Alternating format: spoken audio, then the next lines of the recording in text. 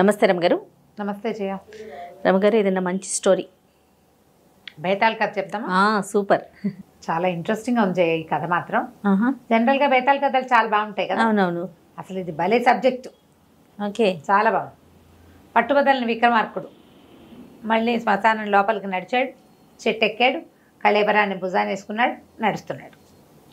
శవాన్ని ఆశ్రయించుకుని ఉన్న బేతాళుడు ఇలా చెప్పడం మొదలుపెట్టాడు. మార్గాయాసం తెలియకుండా ఓ కథ చెప్తానని. పూర్వకాలంలో యమధర్మరాజు యముడు భూలోకంలో పుట్టాడు. భూలోకంలో ఎందుకు పుట్టవలసి వచ్చింది? మాండవ్యుడు అనే మహాముని ఒక చోట తపస్సు చేసుకుంటూ ఉంటే ఆయన పక్క నుంచి కొంతమంది దొంగలు పరిగెత్తి పారిపోయారు. ఓకే, ఆయన చూడలేదు.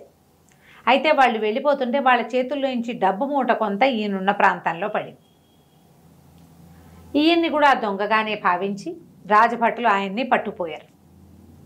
రాజుగారు దొరికిన దొంగలందరికీ కొరత విధించాడు. ఆ దొంగల్లో ఈ మాండవ్య మహాముని కూడా ఉన్నాడు. మాండవ్యుడిని కూడా కొరతేశారు. కొరతేస్తే కొరత ఎటువంటి చాలా భయంకరమైన శిక్ష. ఇట్లా పొడుగాటి శూలం ఉండి శూలంలోకి ఇలా దింపేస్తారు పైనుంచి మనిషి లోపలికి. నిదానంగా కిందకి వెళ్తూ ఒక రోజున్నర పడుతుంది ప్రాణం పూర్తిగా అవడానికి. అపరిమితమైన నరక బాధను అనుభవిస్తారు. ఈ నరకాన్ని అనుభవించి మరణించిన మాండవి మహాముని యమధర్మరాజుని అడిగాడు, నాకు ఇలాంటి మరణాన్ని ఎందుకు ఇచ్చావు? నేను ఏ తప్పు చేయలేదు. పైగా నేను మునిని. అంటే నువ్వు చిన్నప్పుడు తూనీగలకి రెక్కలకి ముళ్ళు పెట్టి ఆడేవాడివి. ఆ తూనీగ అనుభవించిన హింస నువ్వు కూడా అనుభవించాలి, నీ శాసనం అది అనేసరికల్లా మాండవి మహాముని అన్నాడు, 10 ఏళ్ల వరకు బాలప్రాయం ఏం చేసినా పసిబిడ్డ భగవంతుడితో సమానం కదా. వ్యక్తత తెలియక ముందు చేసినవి ఏ పాపాలు గణించకూడదు, అది కదా శాస్త్రం, ధర్మశాస్త్రం ఒప్పుకుంటుంది. అయినా కూడా నాకు ఇలాంటి క్రూరమైన మరణాన్ని ఇచ్చావు నువ్వు. నీకు మనుషులు చేస్తారు ఇట్లా, దేవతలు చేయకూడదు, ఇట్లా మనుషులు చేస్తారు. మానవ జన్మ ఎత్తు 100 ఏళ్ల పాటు అని శపించాడట యముణ్ణి. ఈయన శపించాడు 100 ఏళ్ళు, కొన్నేళ్ళు, కొంత సంవత్సరాలు. అదేలేండి. మాండవ్య మహాముని శాపాన్ని అనుసరించి ఈయన మహాభారత కాలంలో విదురుడుగా జన్మించాడు. బాగుందిగా. ఈయన విదురుడుగా జన్మించిన కాలంలో ఆర్యముడు అనే ఒక దేవుడు ఈ యమధర్మరాజుగా ఉండేవాడు. ఈయన విదురుడుగా జీవితాన్ని చాలించుకున్న తర్వాత వెనక్కి వెళ్ళాడు. అక్కడ ఏం శిక్షలు ఆగల. ఈయన ఇక్కడ పుడితే అక్కడ ఇంకోళ్ళు ఉన్నారు, ప్రాక్సీ ఆర్యముడు ఉన్నాడు. అయితే ఆర్యముడు ఏం చెప్పాడంటే పదవి నుంచి మళ్ళీ వెళ్ళిపోతుంటే ఈయన లేనంతకాలం ఆయన పనిచేసి వెళ్ళిపోతూ, ఎంతమంది పాపులకో శిక్షను వేశానన్నా, కానీ ప్రతివాడు మా ఆవిడ వల్ల తప్పు చేశా, ఆ అమ్మాయి వల్ల తప్పు చేశా, ఈ స్త్రీ వల్లే ఈ పాపం చేశానని చెప్తున్నారు. స్త్రీలే కారణంగా కనపడుతున్నారు మానవుల పాపాలకి అని చెప్పాడు. ఈ అమ్మాయి వల్లే నేను చేశాను అని చెప్తున్నారు. అయితే ఈయన ఆర్యముడు వెళ్ళిపోయాక యమధర్మరాజు మళ్ళీ తన సీట్లో కుదురుకున్నాక రోజు కనీసం ఒక 6-7 సార్లైనా స్త్రీల వల్ల అన్నమాట, ఇలాంటి తప్పు చేసావు, నీకు ఈ శిక్ష అనగానే ఆ పాపి గోల్మని ఏడుస్తూ, ఆ దొంగమొహం వల్లే వచ్చింది, మా ఆవిడ వల్లే వచ్చింది, ఆ అమ్మాయి వల్లే వచ్చింది, ఆ అమ్మాయి నన్ను తప్పుదో పట్టించింది, ఇలా ఏదో తిడుతూ ఆడవారిని తిడుతూ ఏడుస్తూ వెళ్ళబోసుకునేవాళ్ళు. ఈయన వినగా ఇదేమిటి స్త్రీల వల్ల అని చెప్తున్నారు ప్రతి వాళ్ళు. నిజంగా స్త్రీలు ఇలాంటి స్త్రీల వల్లే ఇది జరుగుతుందా? ఒకడు పాపానికి వాడిని ప్రేరేపించింది స్త్రీయేనా? ఆ స్త్రీయే కదా వాడి పుట్టక్కి కారణం. ఇది నిజమో కాదో తెలుసుకోవాలనుకున్నాడు. తన కింకర గణంలోంచి చండు అనేవాడిని ఒకడిని పిలిచాడు. వాడు మంచి బుద్ధిమంతుడు.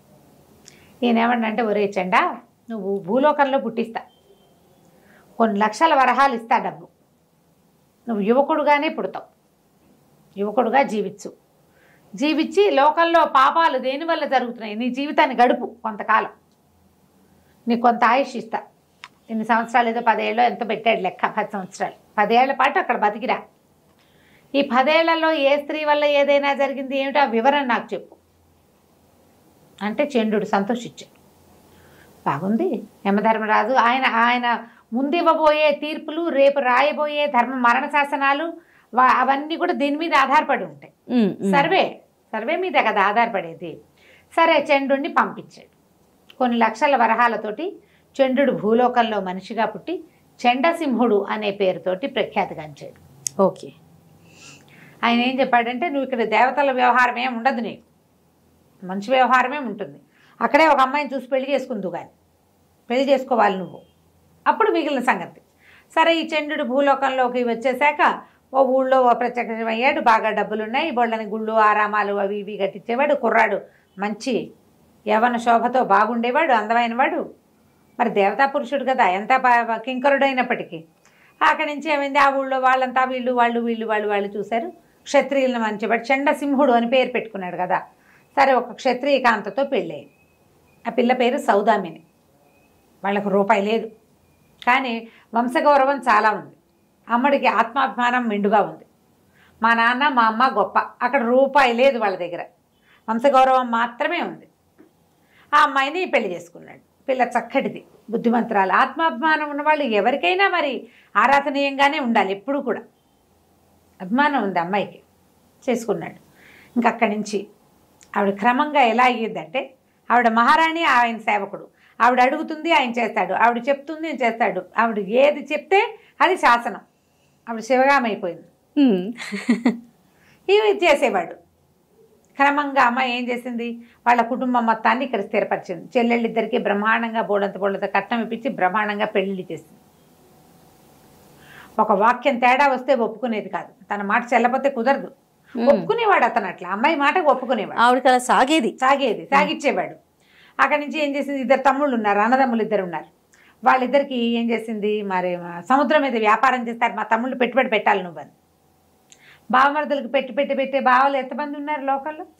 తమ్ముళ్ళకి చెల్లెళ్ళకి దోచిపెట్టేసి అక్కయ్యలు కూడా లోకంలో చాలా మంది ఉంటారు. పుట్టింటికి దోచిపెట్టే వాళ్ళు ఉంటారు. ఈ సంసారం నాది, దీన్ని నేను బాగు చేసుకుని నా దగ్గర ఎక్కువైంది పెడదాము అన్న ఊహ రాదు. చాలామంది ఉంటుంది, మొగుడు డబ్బంతా తీసుకెళ్ళి పెట్టేస్తారు. ఈవిడ కూడా అలాగే చేస్తుంది. ఇతనికి వ్యాపారం ఏం లేదు, డబ్బులున్నాయి, వాడుకుంటున్నారు.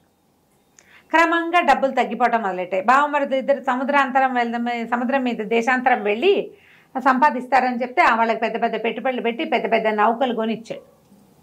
వాళ్ళిద్దరూ వెళ్ళిపోయారు. ఆడపిల్లలకి పెళ్ళిళ్ళు అయిపోయినాయి.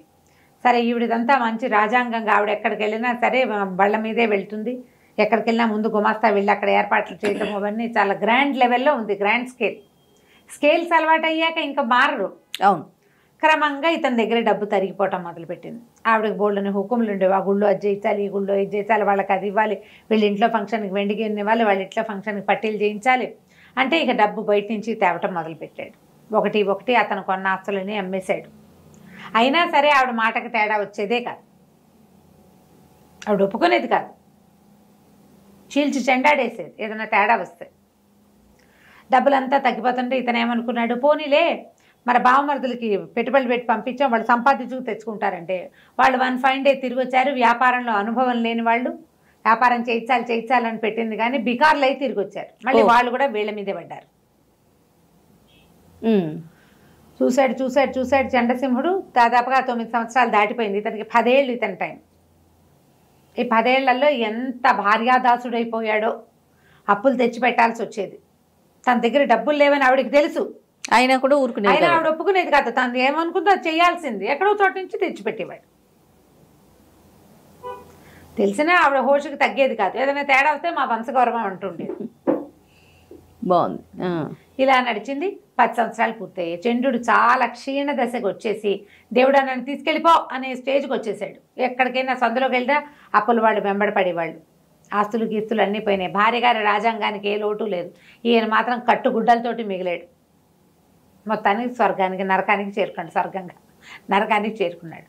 యమధర్మరాజు దగ్గరికి వెళ్ళి దుఃఖించాడు. చాలా నా జీవితం దుఃఖభాజనంగా ఉంది, నా భార్యతో పళ్ళైపోతున్నాను, అది పోతున్నాను, ఇది పోతున్నాను అంటే అప్పుడు యమధర్మరాజు జరిగిందంతా తెలుసుకుని చండుని పక్కకి చేర్చుకున్నాడు. ఆ అమ్మాయిది ఏం తప్పలేదు, తప్పంతా నీదే అని చెప్పాడు. ఇక్కడ దాకా చెప్పాడు భేతాళుడు. ఈ కథంతా విన్న యమధర్మరాజు ఇందులో స్త్రీల తప్పు ఏమీ ఉండదు, తప్పంతా పురుషుడిదేనని ఎట్లా నిర్ధారించాడు. పాపులు ఎవరైనా చెబితే అప్పటి నుంచి ఆయన ఒప్పుకునేవాడు కాదట. ఇది స్వయంకృత అపరాధం, వాళ్ళ పేరెందుకు చెప్తావు అనేవాడు. ఇలా ఎందుకు అన్నాడు అని చెప్పి రాజుగారిని అడిగాడు భేతాళుడు. రాజుగారికి వెంటనే తెలిసింది, వెంటనే అర్థమైంది. రాజు ఏమన్నాడంటే, స్వయంకృతం కాక ఇంకేముంది? అదే కదా. ఒక అమ్మాయి, ఒక స్త్రీ నాకు అదేదో కావాలంది, మగవాడు ఏం చెయ్యాలి? మన దగ్గర ఇది ఉంది, ఇది లేదు, ఇంత ఉంది, ఇంత లేదు, నేను ఇదే చేయగలను అనేది చెప్పాలి. అంతేగా. శక్తియుక్తులు తెలియచేయాలి. నేను ఇంత చేయగలను, నేను ఇది చేయలేను అని మొదటి రోజునే మానేయాలి తప్ప మొదట ఉందని పోసేయకూడదు. మొండి చేతుల వాళ్ళకి అటుకులు తింటాం నేర్పిస్తే ఎవరైనా అలాగే ప్రవర్తిస్తారు. ఇప్పుడు ఆవిడ ఈయన దగ్గర డబ్బులు లేవు, ఆవిడ అడిగింది, ఆయన అప్పు తేవటం ఎందుకు, ఈ నెలలో డబ్బులు లేవు, వచ్చే నెల చేస్తానని ఎందుకు చెప్పలేకపోయాడు? ఆవిడ అరిచి పోట్లాడుతుంది. అంతేగా, అంతకంటే ఏమవుతుంది? అంతకంటే ఏమవ్వదు. ఆమెను డిస్ప్లేస్ చేయడం ఇష్టం లేకపోవటం అనేది ఈయన దానికి వ్యామోహం. ఆయన పిచ్చి, ఇతను పిచ్చి, భార్య వ్యామోహం, వీక్నెస్ అంతే. భార్యల్ని కాదని లేకపోవటం, వాళ్ళ నసకి, వాళ్ళ గోవాలకి ఒప్పుకోవటం. ఒక చెంపకాయ కొట్టమని చెప్పరు ఎవరు. విక్రమార్కుడు కూడా చెప్పలే. మామూలుగా మనం ఏం చెప్తాం, 2 పీకండి వాళ్ళే వింటారు అని చెప్తారు. కానీ ఆయన అట్లా చెప్పలే. నో అండని నేర్పించాలి. నో తీసుకోవడం నేర్పించుకోవాలి. ఎవరికైనా సరే నువ్వు అలవాటు చేస్తే అలవాటే అవుతుంది. నీ దగ్గర శక్తి లేనప్పుడైనా తెలియచేయలేదు. మీ చెల్లెళ్ళ పెళ్ళిళ్ళు నేను చేయటం ఏమిటి అని అడగల. మీ నా తండ్రిది కదా బాధ్యత, సహాయం చేస్తా, పెళ్ళి నేను చేయను అని చెప్పాలి. అది కూడా చేయలే. అక్కడి నుంచి మొదలుపెట్టి అతను చేసినవన్నీ తప్పులే. ప్రతి వాళ్ళు కూడా ఇలాగే తప్పులు తమ చేసి వాళ్ళు అడిగారు, నువ్వు చెప్పాలి. వాళ్ళు అడుగుతారు, ఎవరో ఒకళ్ళు అడుగుతూనే ఉంటారు.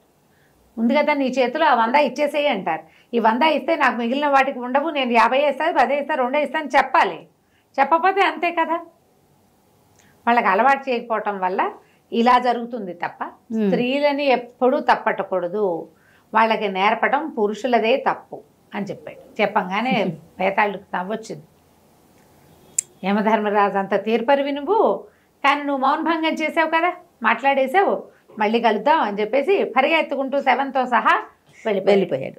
మళ్ళీ విక్రమార్కుడు ఏం చేశాడు, అక్కడి నుంచి వెనక్కి రావడం మొదలుపెట్టాడు. కథ కంచికి మనం ఇంటికి. సూపర్, నిజంగా చాలా బాగుందండి. నమస్తే రమ్మగారు.